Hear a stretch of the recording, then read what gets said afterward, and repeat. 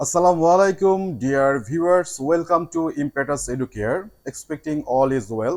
আজকে আমরা ভার্ব নিয়ে আলোচনা করব। আমরা জানি ভার্ব অনেক ভাস্ট একটা চ্যাপ্টার গ্রামারের জন্য। বেসিক্যালি আজকে আমরা অনলি অক্সিলারি ভার্ব অথবা হেল্পিং ভার্ব যেটা বলা হয় এইটা নিয়ে আমরা আলোচনা করব। আমরা জানি যে হেল্পিং ভার্বটা সাধারণত একটা সেন্টেন্সকে রেডি করতে সহায়তা করে, কিন্তু সামটাইমস যেখানে প্রিন্সিপাল ভার্ব নাই সেখানে অবশ্যই অক্সিলারি ভার্ব অথবা হেল্পিং ভার্বটাই প্রিন্সিপাল ভার্ব হিসেবে কাজ করে থাকে। আজকে আমরা দেখব অক্সিলারি ভার্বের যে বিভিন্ন প্যাটার্নগুলো আছে সেগুলো নিয়ে আলোচনা করার জন্য।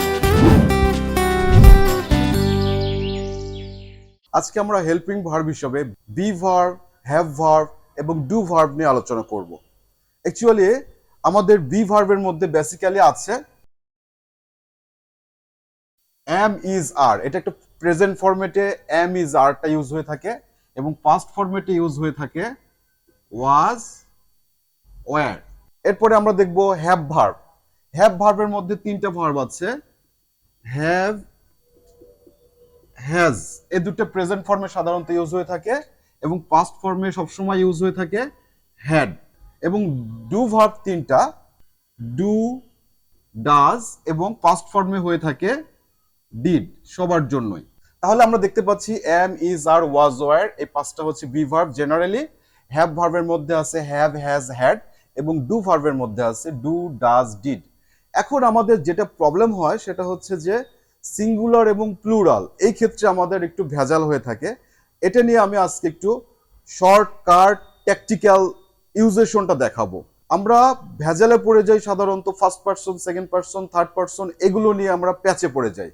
কিন্তু যদি এটা শর্টকাট একটা পদ্ধতি আমরা ফলো করি তাহলে এটা আমরা খুব সহজেই সেগমেন্ট করতে পারবো যে কোনগুলো আসবে, কোন বি ভার্ব কিংবা হ্যাভ ভার্ব, ডু ভার্ব গুলো আসবে সিঙ্গুলার হিসেবে এবং কোনগুলো আসবে প্লুরাল হিসেবে।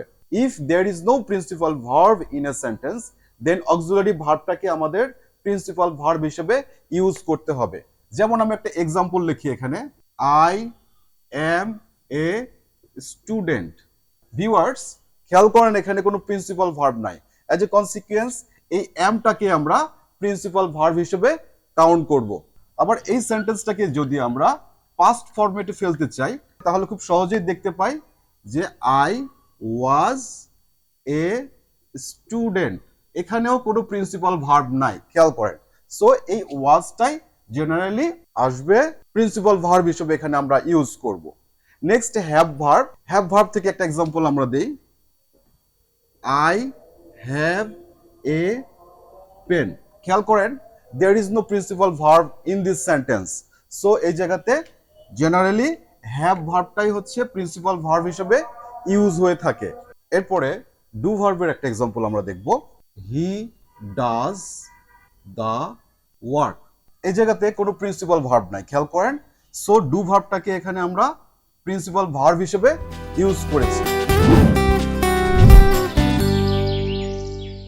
ওকে ডিয়ার ভিউয়ার্স, আসলে বি ভার্ব, হ্যাভ ভার্ব এবং ডু ভার্ব কিভাবে কোন সেন্স থেকে এটা ইউজ হয়ে থাকে সেটা আমরা দেখব।